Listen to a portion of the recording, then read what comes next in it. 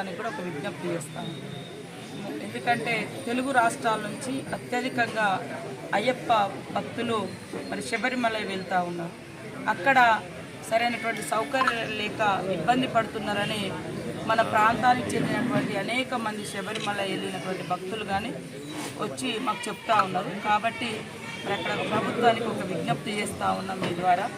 Queue లైన్లు కానీ, తర్వాత టాయిలెట్స్ నిర్మాణం కానీ, అదేవిధంగా అక్కడ ఒత్తిళ్లు కూడా రాకుండా, తర్వాత దాదాపుగా ఒక భక్తుడు 15 గంటలు, ఇట్లాంటి చిన్న స్వాములు కూడా ఉంటారు చిన్నలు, వీళ్ళు 15-16 గంటలు అక్కడ నిలబడాలంటే ఇబ్బంది అవుతూ ఉంది. కాబట్టి ఖచ్చితంగా కేరళ ప్రభుత్వానికి మంచి పేరున్నది. కానీ ఇప్పటికి కూడా ఎందుకంటే తెలుగు రాష్ట్రాల నుంచి వచ్చేటువంటి భక్తుల సూచన మేరకు ఆ రాష్ట్ర ప్రభుత్వానికి మీ ఛానల్స్ ద్వారా విజ్ఞప్తి చేస్తూ ఉన్నాం.